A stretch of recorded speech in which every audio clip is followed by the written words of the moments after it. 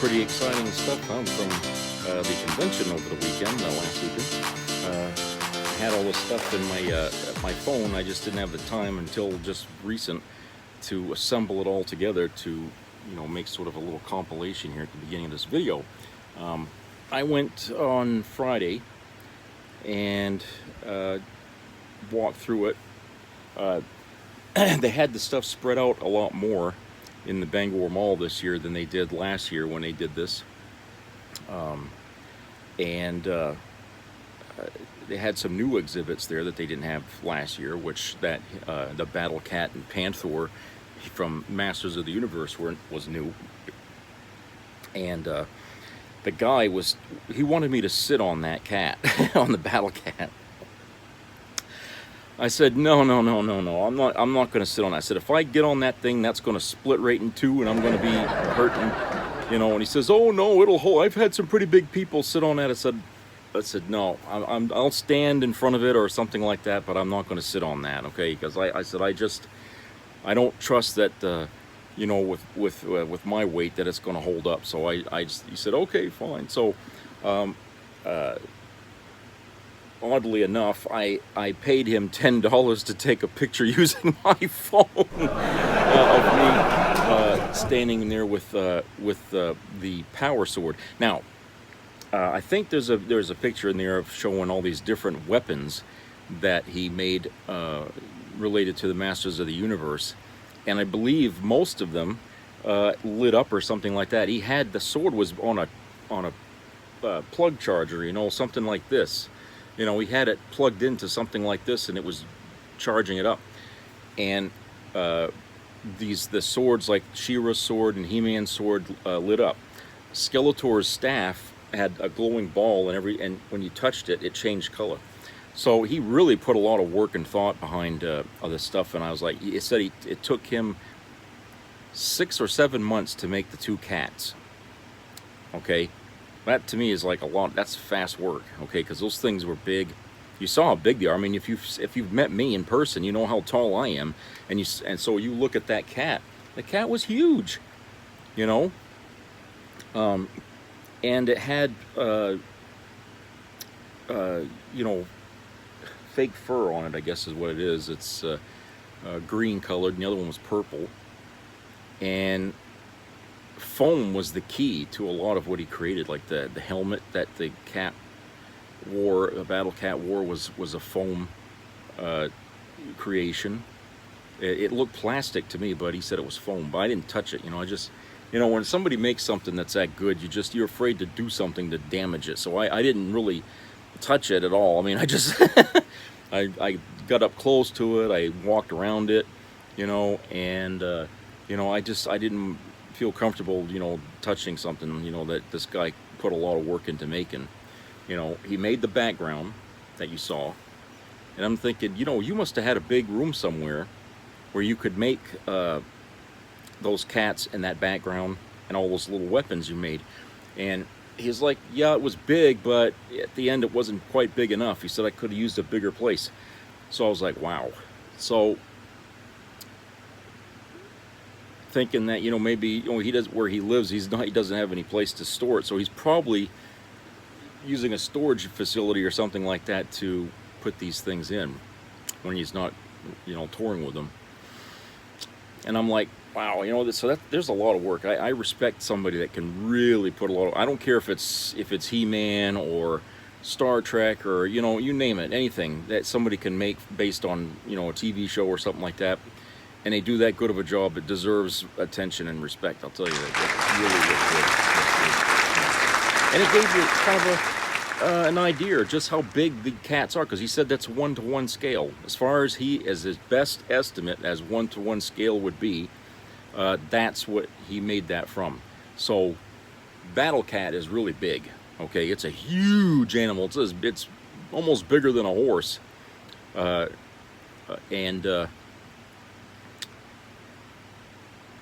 it's just it's astonishing when you stand next to it and you're like, whoa. I wouldn't want to get into a fight with something like that. So I was really astonished with it. I mean, because He-Man was something that I enjoyed when I was a kid, growing up, and I used to watch. But you never really think that deep into something like that when you're a kid. And then when somebody comes along and they create something like that, and then you get to see it in person, it changes your whole perspective of things about it. So yeah, I was really impressed. And so other things is there was that guy that was wearing a Megatron suit, but he also could wear the Optimus Prime one if he chose to. The Bumblebee one he could wear, but there was something wrong with it, so he had to fix it. So he just stood it up like a mannequin, and they let me have a free picture because I was a veteran, and they were just being nice and everything like that. Again, they used my phone to take the picture. It's like the lady that was in there that took the picture, she got mad at some kids who were taking snapshots of the Transformers in there using their cameras, and it's like, well, how are you going to stop people from walking by this thing and taking pictures with their own phones, and not paying you? She says, well, if they want a picture next to it, they got to pay me. And I was like, well, they can always superimpose themselves in the picture. People are smart. They don't necessarily have to pay you the $10. They could take a picture of the thing and then just, cut and paste themselves right next to it. But I talked to the guy that was wearing the costume. Real nice guy. They weren't from here. They weren't from around here. I don't think they were. They were from out of state. But he was telling me how he made the suits, and it's there's a lot of layering involved in putting something like that together. And believe it or not, there isn't much wood at all in the frame of it, because the whole point of it is to keep it so you can move in it, and wood simply isn't going to do that. So what you do is you have like cloth, and you sort of glue things on the cloth, and you build it from that way, okay? The only thing is he had stilts inside where the legs are, okay? That's the only part of the costume that actually required strength and support was, stilts that he had to, so he could be higher. So that's really the only thing.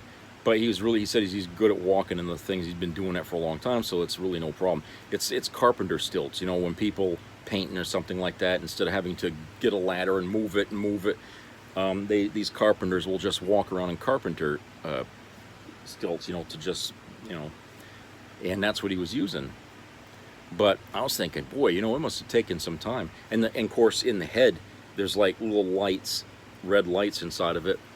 But I can imagine it must have got hot in that, because when I went there to go see the guy, he was on a break in the back there because it was hot, and when he puts on a whole black suit, it covers his head like that, and his face is open, but he's got to wear complete black underneath that outfit, so it gets hot in there, and so, but for a guy, he puts up with that, just to make some people smile, that's something. You can't argue with a guy that's willing to go out of his way to do something like that, So that was pretty cool. So then I went further down. There wasn't.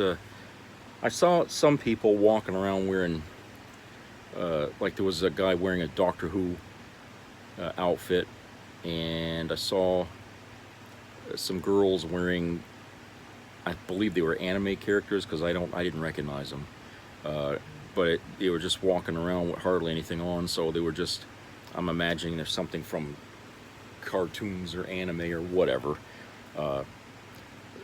So like I said, I don't know. I'm not so much into anime that I would recognize a character and say, oh, that's who that. I see it. I know what it is, but I just don't know, what the character name is or what it. So there was a lot of people like that walking around in costume. A lot of little kids walking around wearing costumes. Um, a lot of people selling stuff, of course. They had all kinds of pins and badges and dolls and action figures and vintage toys, and I mean a lot of stuff, And I saw some stuff there that I got. I got like this little pin that Mirror Universe pin, and I got this comic book, and there's a guy that was starting. He was starting a project with a comic strip or something like that, and this is this is one of his pieces of art that he made that's based in the story he's telling, and he signed it here at the bottom. You can see, but he gave me his card. I gave him my email address, and as soon as he's finished with it, he's going to send me out, saying, "Well, here you can buy a copy."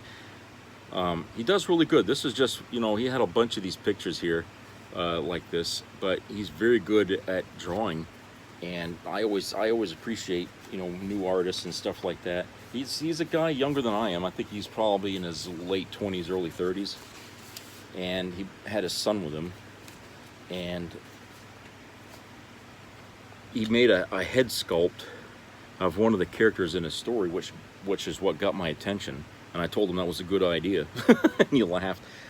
And then he's just started talking and just explaining his story about what he's doing. It's sort of like it's kind of like the Dungeons and Dragons kind of thing. Only I believe it takes place in a different world.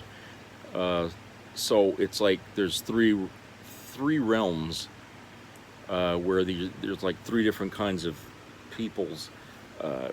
You got orcs and stuff like that, in the different worlds. But it's like different worlds on the same planet. It's more like different parts of the world. And it's spread out over 3 books. And I think he's from Boston. I think that's what he said. He's from Boston. But he said he's been going all over the country selling his idea.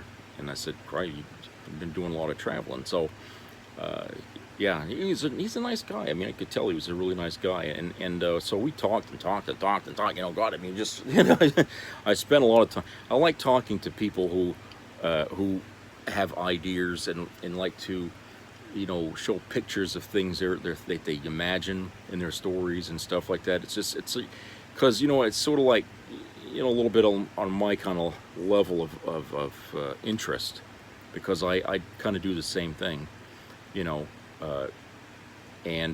I really liked just spending time talking to him. I could have spent a whole 2-3 days in there just talking about what he was writing about. So, and then let's see, there were the figures and stuff like that. There was a lot. I mean, there's a lot of stuff there that I saw that I already had. Okay, and there was some things there that I didn't have, but wasn't like, oh, I gotta have it. Okay, but it's always interesting because every time you go to one of these things, you always see something different. Okay, you never see the same thing twice. And so when I went there this time, I saw some vintage toys that I wouldn't have mind buying, but it was just beyond my reach financially to purchase. So I just took like a couple of pictures of some of it, and and that was it. But that's kind of how I wanted to say, oh, I saw this there. And let's see, they had some more of those McFarlane DC characters that I didn't know they had, and for some reason I think the ones that were selling there were pretty rare because they wanted a lot of money for them. So I'm thinking, well, it can be a lot of money here, or it can look on Amazon or eBay and maybe get away with paying less. So I decided now that I know that there's something like that, now I can look for it and see if I can find it for less, because I just they're always going to ask more at a convention for some memorabilia and stuff like that. And you don't want to just be impulsive and buy it outright. I had my phone with me. I could get online with it. I can look it up you know, see if there's any place that has a bargain price, so there's no reason why you should just throw cash or throw your card at somebody when you see something. You might be able to save yourself some money and look it up on your phone and see what it's going for online or wherever, and then you can decide for yourself whether it's worth buying it at their price or waiting to get it at a lower price.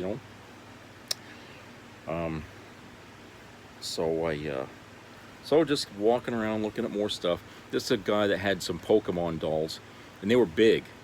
And I said, these are the biggest Pokemon dolls I've seen. The stores around here don't have them. And he goes, you won't find Pokemon dolls around here in that size because these were Japan imports. And I was like, okay. Somehow that didn't seem to be, truthful. I don't know. I mean, it's like, well, come on, it can't. If Japan's bringing dolls over here the smaller, why wouldn't they have the others too? So when he said that, I was like, okay, this is probably just a line to get me to buy something because it's, in his mind, it's from Japan direct. So I was like, yeah, okay. So I thought, it's pretty neat, but I just didn't want to pay his price for it. So these convention things, you got to be careful about what you want and what you pay for, because it's they're there to make money, obviously, and if they have to, they'll knock the price up more than it should be to get a profit, and so I walked away from that, and I bought Melissa a couple of things that she liked, the Hello Kitty characters, and let's see what else.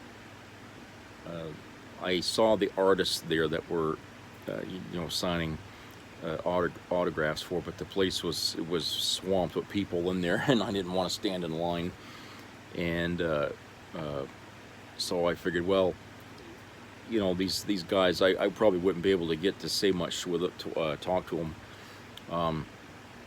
and I don't really read the stuff that they write or whatever, so it might be just a waste of time for me, just to go in there, and wait, when I could be spending it out here, meeting some people, and talking to some folks. There's people that show up to that every time it comes around, and I look forward to catching up with them when I see them. And so yeah, I mean, you got sort of pseudo acquaintances, and it's nice to run into them, because that's really the only time you ever get to see them, because they live so far away that they have to come to you basically for you to meet up with them. I don't really get much chance to talk with them a whole lot online because they work so much, but when they're there, I mean, you could spend a lot of time there talking, so it was fun. It was good. I mean, it was relaxed. It wasn't crowded like up to your armpits. At least it wasn't on Friday.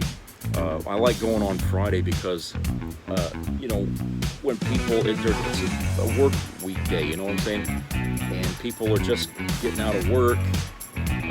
They may not even feel like showing up to that thing because they're too tired, and they save their money and their time for Saturday and Sunday, and they go there. But I like going on Friday because if you're lucky enough, you might be able to get in there and be able to have some real conversation with people without being interrupted. You could sit down and talk with people and pitch around ideas and stuff, and learn some stuff, and that's kind of why I like going on a Friday, because it's a more reserved, it's a more one-on-one kind of thing, and they know that too when they show up at the convention. These people, they understand that that's the slow day, so yeah, it was fun. So I really enjoyed it, and can't wait for it to come back again. And I think that was the busiest I ever saw the damn mall in a long time. So okay, let's go to a commercial break, and we'll be right back.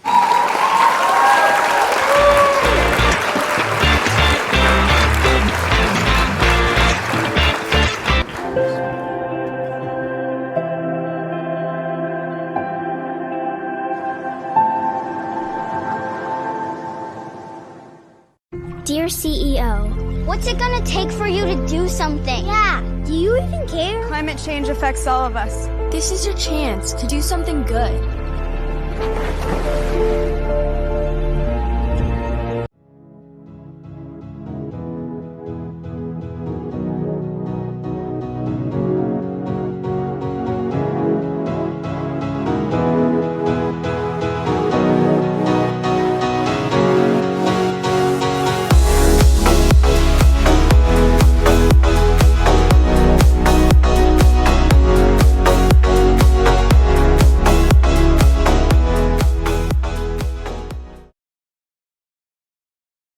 Here's Marjorie Taylor Greene in court today. Well, you believe in QAnon, right?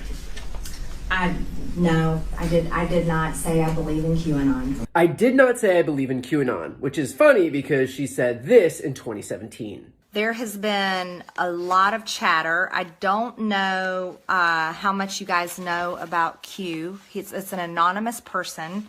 All right, so Q is a patriot. We know that for sure. Q is a patriot, we know that for sure. I wonder what it's called when you lie under oath. So here...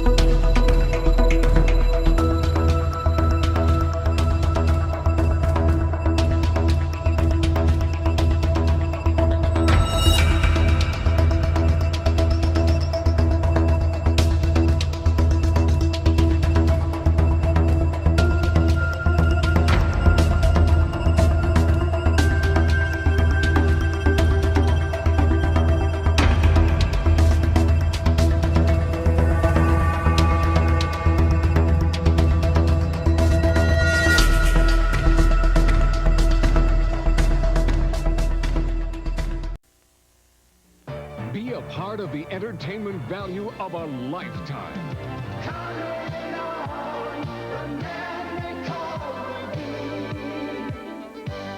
I loved it. It was the best performance I've seen in a lifetime. I loved the show. I liked it very much. He's a very entertaining man. It's well worth the money. Now appearing in Charlottetown, coming to Halifax November 6th to the 18th, and St. John November 20th through the 26th.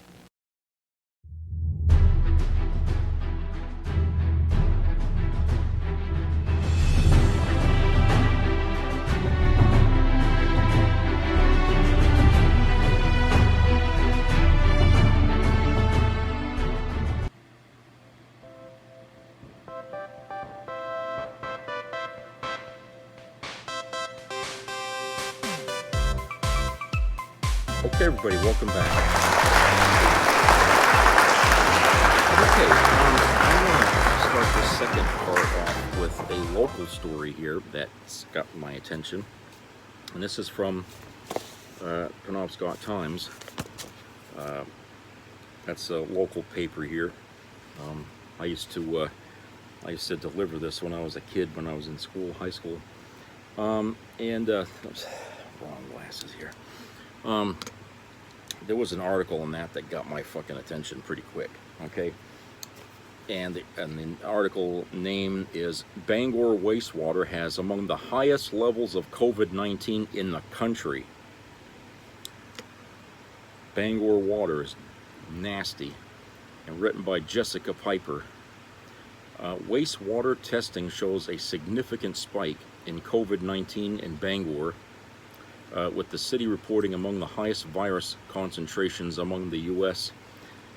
Samples measured through the same testing method in the past 6 weeks. COVID-19 levels in the wastewater in Maine's third largest city are still lower than they were in January and early February during the winter Omicron spike, but the rise is another indication that the virus may yet again be on the rise in Maine, as the state's top public health official warned last week. It comes as the more contagious stealth Omicron variant has become the dominant strain here over the past month. Most Maine counties have seen an increase in COVID-19 concentration in the wastewater the past 2 weeks, according to data from BioBot, a firm that tracks measurements in Maine and other states. That fits with a national trend. After dropping precipitously since late December, average effective virus concentrations in wastewater across the U.S. have picked up again in the past 2 weeks, BioBot data suggests. But the Bangor area saw the most significant jump of Maine municipalities last week.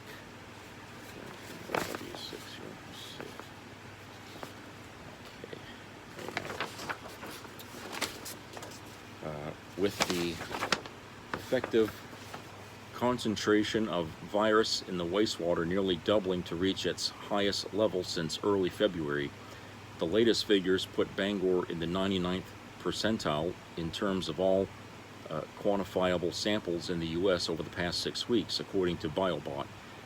That reflects in part that COVID-19 conditions have been relatively good in much of the U.S. over that time period. Most Maine municipalities that were measured in early February saw higher concentrations than Bangor does now. Other municipalities, including Portland, also reporting rising COVID-19 wastewater concentrations last week. The jumps elsewhere were not as dramatic, but still suggest much of Maine could be seeing greater transmission of the virus now than it was a few weeks ago.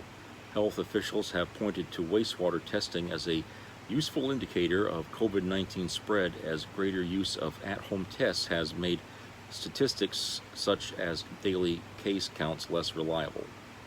Hospitalizations, another metric used to assess the prevalence of severe disease, have not yet shown a similar increase. Statewide, there were 97 patients hospitalized as of Monday.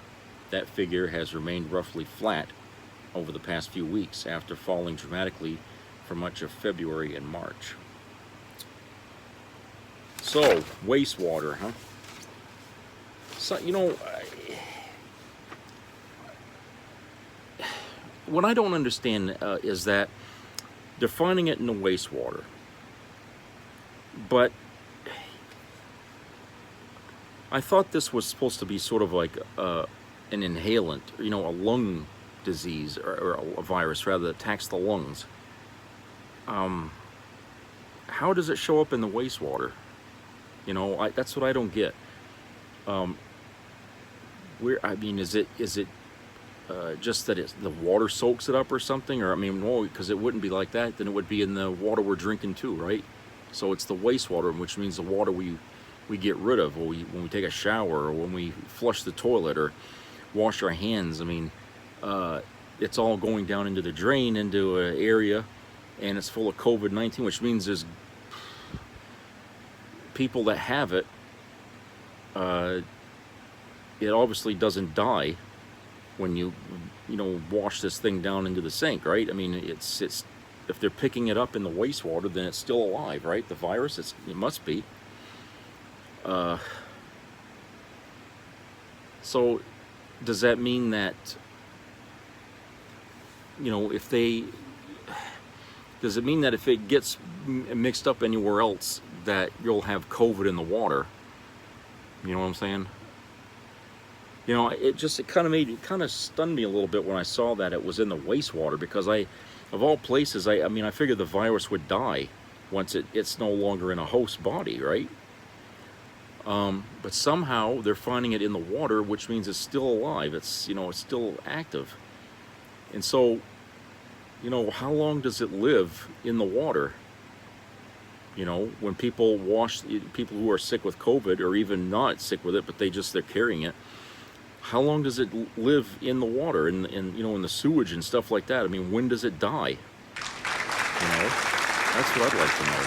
Because maybe we need to start treating the water, the wastewater, with some kind of chemical to kill off the virus. It might help, you know, in you know, reducing the chances of getting it, you know, for everybody. I mean, it couldn't hurt, right? I mean, they put chemicals in there anyway. So, I mean, why not do something like that? I mean, if it's that bad, you might as well kill it where you find it, right? So, yeah, I mean, that's, and having, you know, Bangor being the worst, and one of the worst in the country, which, you know, which is weird because, you know, we don't have the biggest population here, but yet we got the, you know, the most concentration of it, which means that there's a lot of people probably in the area that have it and don't realize they have it. So going to that convention there over the weekend and seeing so many people walking around not wearing a mask was, you know, for some, really a stupid thing to do, because I mean, I wore my mask when I was there, and except for when I had my picture taken, I just removed it and then I put it back on. But now there's talk going around that you know, masks really are kind of pointless at, you know, at this stage in the game, because you know, people wear the masks and they take them off when they eat and they put them back on after, and it's like, well, you know, why would you go and wear one in the first place? You're taking the whole point away of wearing it. You know, you can't wear it all the time. So you know, so people are saying that there's really no point. You know, and some people who have been wearing masks have still managed to catch COVID-19. But I say, well, it's more than just that. It's protecting others with immunodeficiencies. Okay, you want to protect them, because for them it's a death sentence if they get it. Like for Melissa, you know, she's dealing with COVID long haul, I guess that's what they call, and she tires easy. Her father has been coughing constantly since he got COVID, which means his lungs were damaged. They give him prednisone for that, but he had asthma, you know, before he got COVID. He suffered with asthma, so this only made his asthma worse. Okay, which unsurprisingly what happened. So he's dealing with COVID fallout with that, and you know, it's one of those things. When you look at how it's affected people, you know, you weigh it. Well, you know, I should wear the mask anyway, out of respect for people who aren't really that had that much resilience against it. I mean, you don't want to be arrogant about it and just assume that, oh, well, they say the mask is only marginally effective, but you know, you want to give as much protection as you can to people who are around you. You know, you don't want them to feel like you're being, you know, rude or something. You know. And speaking of rude, Marjorie Taylor Greene, well, she got questioned on the stand there for her competency as a politician. She couldn't answer one damn question without lying, huh? I don't remember. That was her. You know, they should have put a cord and you know, that's kind of what she was doing the whole friggin' time, was just uttering the same, you know, same three words. I don't remember. You know, and I was like, did they really expect her to be truthful at all? I mean, I think she was scared more than anything that she was under oath, because when they asked her about Nancy Pelosi and something she said about her, she said she don't remember, and then they had evidence to show that she said, and then she went, oh, yeah, wait a minute, you know, and then she's like, oh, okay, yeah, I do remember, you know, so she chose to lie about not remembering, so it's still a lie, okay, it's still a lie, so even under oath, she still lied, but she did it in a way where, you know, prove that I do remember, you know, basically, and who can prove something like that, you know? It's just between her and God, as they say. But like I said, she put her hand on the good book, said she wasn't going to lie, and when she got on the stand, she lied the whole friggin' time. But I'll tell you, the comedians, the late night comedians, got their mileage out of that, out of her testimony there, because it was she had lied so bad that, you know, it was so obvious that that she just would not tell the fucking truth. I mean, it was so clear. You didn't have to be a mind reader. I mean, you could see her smirking and stuff like that when they were asking her. It's like she knew what they were talking about, but she wasn't going to give them the, you know, the courtesy of actually admitting that she remembered a damn thing. Okay, because it all hinged on, well, if you said that, then do you believe, you know, that's okay or something? Because basically this is all questions about her, you know, her character, her personality, which is, remember I had mentioned, you know, a few videos back about how politicians or people who want to be politicians ought to be means tested before they can even throw their hat in the ring. What they're doing with Marjorie Taylor Greene, or what they did rather, because this is past tense, what they did with her is something that they should have done before she ran for political office. They should have sat her down and questioned her about the Constitution, how she felt about it, because remember, she went around and was talking QAnon this, QAnon that, okay? They should have questioned her about that, you know, and you know, instead of having a debate, you know, like they usually do between one against the other, which always ends up in a squabble, and nobody ever gets to answer anything. Have them put their hand on the good book, take the stand, and see whether or not they're willing to lie to, you know, to sell themselves to people, or if they got the guts to tell the truth and admit they did things, you know. I think it would mean a lot more to people in this country if that's the way we went about finding out if our politicians are worth their merit or worth our vote. We certainly, you know, if we had questioned Donald Trump that way, the kind of answers we would have got from him under oath would have been startling for some. But, you know, obviously he would always have Trump supporters. Marjorie Taylor Greene would always have supporters, because that's the extreme right wing, and that's the kind of people that are dominating the Republican Party today. The moderates have been pretty much silenced or kicked out, and some of them, you know, are actually working against the GOP now, and, you know, in organizations like the Lincoln Project, where more moderate Republicans have organized to try to fight back the wackiness of, you know, where the GOP has gone. So I think that, you know, there has to be a means test of some kind that gives people more of an inside view of the way they think. Forget about asking them about policy. Just ask them everyday questions.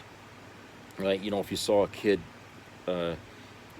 crossing the road and you saw a car coming up on him, would you run to go save him? You know, or if you saw would you go dive on a live grenade you know what I'm saying? Questions like that. Don't bother them with policy, because politicians know how to lie about policy till they're blue in the face. But ask them questions about things like that. You know, about, you know, what's in their mind, what's in their heart. You know, bring up things that they've done in the past, and ask them if they'd have done things differently or something, or, you know, or something like that. You know, really kind of get into the personality, you know, like a therapist does when they try to figure out a patient. You know, because, you know, debates are circuses. They always are. As long as I can remember, you know, watching political debates on television, it was always a big, you know, clap and applaud kind of thing, where, you know, everybody's searching for the right slogan, the right bumper sticker slogan, you know, to say that'll get them out ahead in votes. It's just, you know, placating to the audience. It never answers a damn thing. And if you look back at some of the early debates between older presidents and running candidates, you're going to find that the same issues they talk about then are still talked about even today. So that tells you that nothing that they ever talk about doing ever gets done, and things just keep going on in this vicious circle while the country is, you know, limps along in the process. So there's obviously we're missing something about the vetting of our politicians, and we're not getting the right information that we need, because the more ridiculous elections we have and ending up with these bad choices, the worse we feel about our government and its ability to do anything. And it's really our responsibility as citizens to pick the right kind of people to put in office. I mean, if we keep putting the wrong people in, naturally the government's not going to work right. It's always going to stumble and fall and do weird shit. But if we take it responsibly and we say, look, enough of the bullshit, let's find someone that really, you know, has good ideas, okay? And we focus on people, you know, that aren't there just to, you know, guarantee that they're going to make money for somebody, okay? Then the nation will do better in the long run, okay? But we have to put aside the Donald Trumps, the Marjorie Taylor Greens, you know, the Boberts. We have to push them aside and say, look, extremism never works, okay? And it's not going to work in the United States any more than it worked in Germany when they had Nazis and stuff like that. You know, the country suffered and fell as a result of that, and so we know never to go in that direction.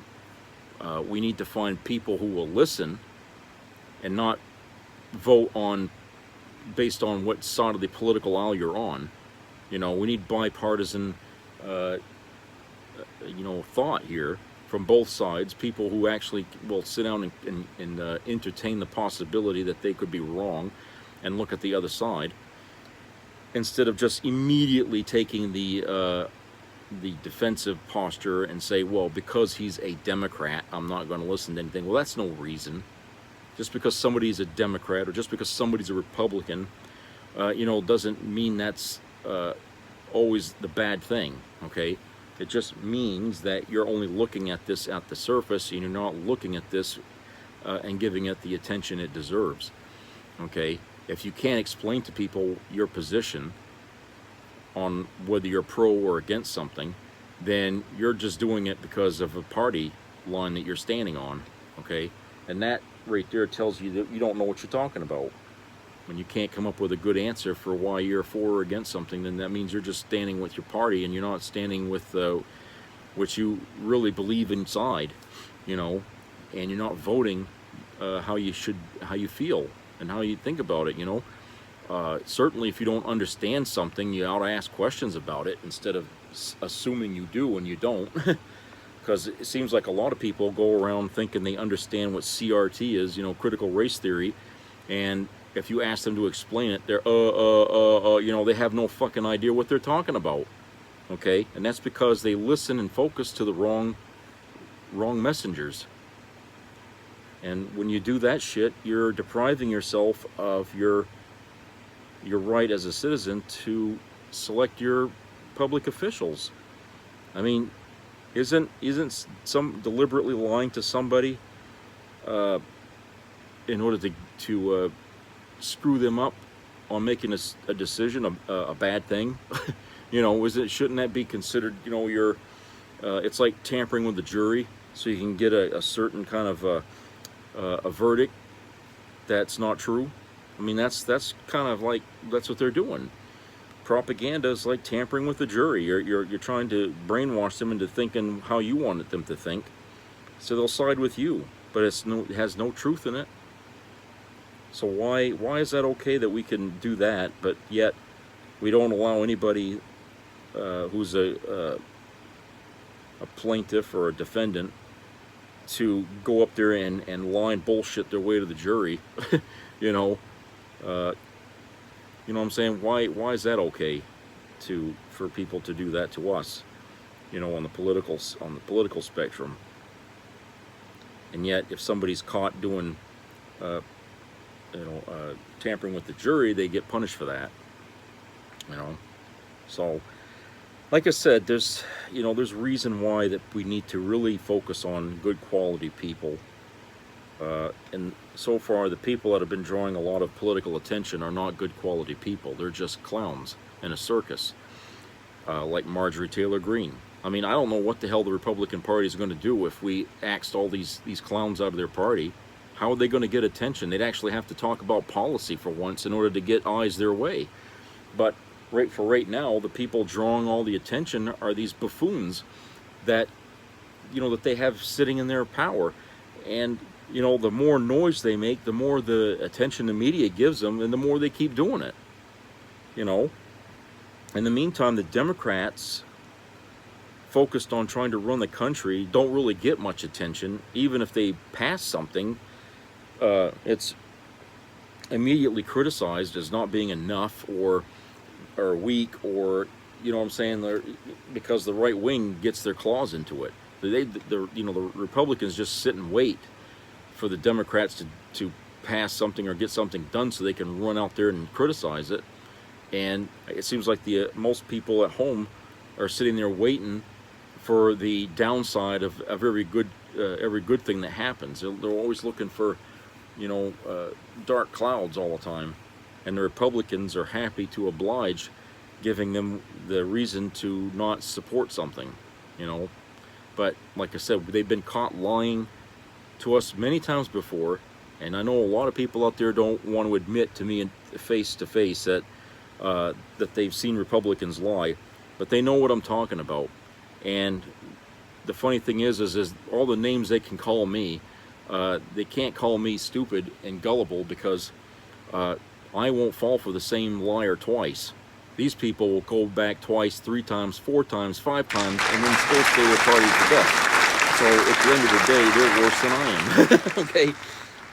So I feel like, why prove yourself to be a nut instead, and try to prove yourself to be a real patriot and do your job seriously as a citizen? I mean, don't you feel that's a better thing to do for your country than to just simply jump on bandwagons and simply follow wherever the nut takes you, because you see him as a victor, okay? Because you see what's happened. You jumped on a bandwagon 5 years ago, and look where it led you. It led you to this dark side of politics where you're stuck now. You can't get out of it. Your whole party is caught up in it, and now you can't sacrifice to get out of it, because everyone's kissing Donald Trump's ring now, because he's the de facto head of the Republican Party now, and so everybody's got to kiss his ass now. Even people who didn't like him when they ran against him, okay, now they're all saying he's the greatest thing since sliced cheese. And so, here you go. Now your party's trapped. This didn't have to happen if you guys didn't fall up for his bullshit way back when. So, this is your fault. You people, and you're too proud to admit that you've made a mistake, and you're too arrogant to admit that your candidate is wrong. And so you're going to stick with this bandwagon until all else. Nothing I can do to stop you. You want to do that, that's your choice, okay? But, if it brings you bad times and hard luck, don't look to me to save you, because I ain't going to save you. Okay? Forget it. You made your own bed, now you got to lay in it. All right, so that's it for today, and I hope everybody has a great rest of the week. Please subscribe and comment when you have the chance. And I hope everybody keeps their ears open to local COVID-19 news and takes the steps they feel are necessary to protect themselves and others. So hopefully that we can beat this back here again. So again, have a good week, everybody. Take care.